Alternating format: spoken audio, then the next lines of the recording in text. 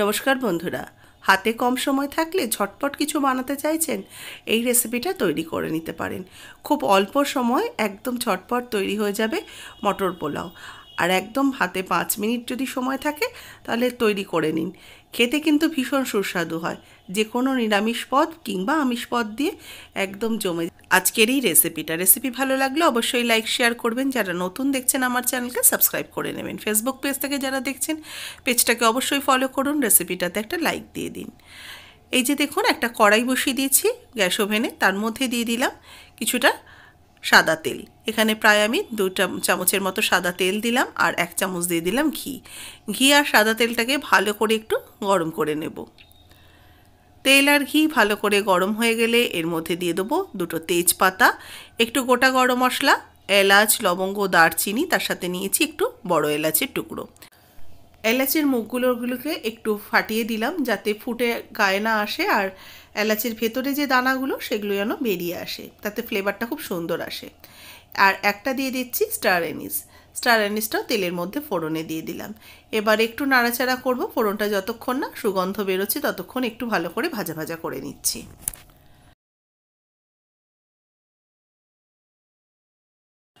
এবার এর মধ্যে অ্যাড করে দেবো আদা বাটা 1 টিস্পুন দিয়ে দিলাম। আদাটাও একটু তেলের মধ্যে নাড়াচাড়া করে নিচ্ছি।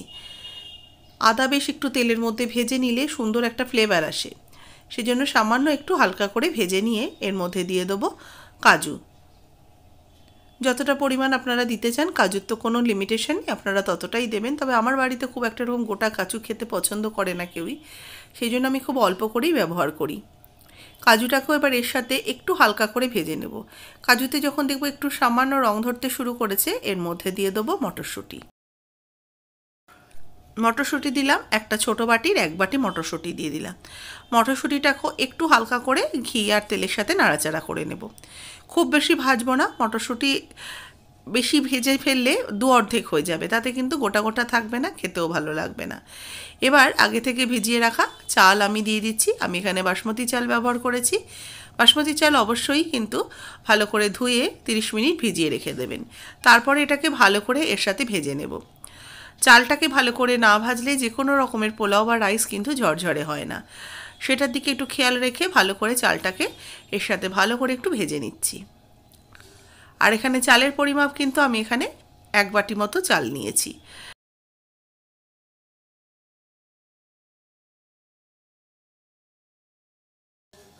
চালটাকে খুব ভালো করে ঝরঝরে করে ভেজে নিলাম, যাতে চালটা বেশ ঝরঝরে হয়ে যায় আর ভাতটাও ঝরঝরে হয়।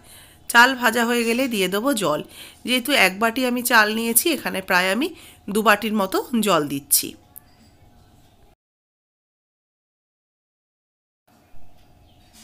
দুবাটি জল দিয়ে জলটাকে ভালো করে চালের সাথে মিশিয়ে নিয়ে এবার এর মধ্যে দিয়ে দেবো স্বাদ মতো লবণ।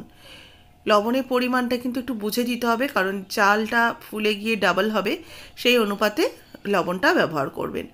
এবার কয়েকটা কিশমিশ ওপর থেকে ছড়িয়ে দিচ্ছি। ভালো করে এবার এগুলোকে মিশিয়ে নেব। মিশিয়ে নিয়ে এবার এটাকে ঢাকা চাপা দিয়ে হতে দেব মিনিট 5, মিডিয়াম টু হাই হিটে। 5 মিনিট পর ঢাকাটা খুলে নিয়েছি। দেখুন জলটা অনেকটাই কমে এসছে, চালও কিন্তু বেশ অনেকটা ফুলে গেছে। এবার এর মধ্যে আমি অ্যাড করে দেব একটু মিষ্টি। যেহেতু পোলাও সামান্য একটু মিষ্টি মিষ্টি হলে খেতে ভালো লাগে, আমি 2 চামচের মতো মিষ্টি এর মধ্যে অ্যাড করে দিলাম। এবার চিনিটা দিয়েও ভালো করে এর সাথে মিশিয়ে নিচ্ছি। এবার দেখুন, এই যে বাদবাকি যে জল বা মার ব্যাপারটা রয়েছে ভাতের, এটা কিন্তু যত আস্তে আস্তে দমে রাখবো সুন্দরভাবে এই চালটা পুরোপুরি সেদ্ধ হবে আর জলটাও একদম চলে যাবে। এইভাবে একদম সমান করে বসিয়ে দিয়ে এবার একটু শাহি গরম মশলা ওপর থেকে ছড়িয়ে দিচ্ছি। এবার ঢাকা চাপা দিয়ে একদম সিম আছে আরও 5 মিনিট রেখে দেবো। 5 মিনিট পর ঢাকাটা খুলে নিলাম। দেখুন আস্তে আস্তে কিন্তু ভাতটাও হয়ে গেছে, আর ভাতটা কতটা ঝরঝরে হয়েছে। চালের যে জলটা ছিল সেটাও কিন্তু অনেক শুকিয়ে গেছে। একটু হালকা হাতে মিশিয়ে নিচ্ছি, যেহেতু শাহি গরম মশলাটা ওপর দিকে ছড়িয়ে দিয়েছিলাম। এবার 1 চামচ ঘি ওপর থেকে ছড়িয়ে দেব।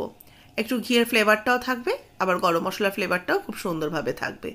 এবার এইভাবে ঢাকা চাপা দিয়ে গ্যাস অফ করে রেখে দেবো আরও মিনিট 5 জন্য। 5 মিনিট পর এটা মোটামুটি আমার হয়ে গেছে। দেখুন একদমই ঝরঝরে হয়েছে। কিছুক্ষণ দমে না রাখলে কিন্তু মানে একদম গ্যাস অফ করে দমে বলছি, সেরকমভাবে না রাখলে পোলাও কিন্তু ঝরঝরে হয় না। এবার এটা নামিয়ে সার্ভ করে নেব। ঝরঝরে পিস পোলাও বা মটরশুঁটি পোলাও রেডি হয়ে গেছে। আজকের রেসিপি কেমন লাগলো অবশ্যই জানাবেন, ভালো লাগলে লাইক শেয়ার করবেন। যারা নতুন দেখছেন আমার চ্যানেলকে সাবস্ক্রাইব করে পাশে থাকা বেল আইকনটা প্রেস করে দেবেন। যারা এখনও আমার চ্যানেলকে সাবস্ক্রাইব করেনি অনুরোধ করছি চ্যানেলটাকে সাবস্ক্রাইব করে নেওয়ার মিমিস রেসিপিস। আর ভালো লাগলে অবশ্যই কমেন্টস করে জানাতে ভুলবেন না। আর যারা ফেসবুক পেজ থেকে দেখছেন পেজটাকে ফলো করুন, রেসিপিটাতে একটা লাইক দিন। নতুন নতুন রেসিপি আপডেট আমার এই পেজে আপনারা রোজই পেয়ে যাবেন।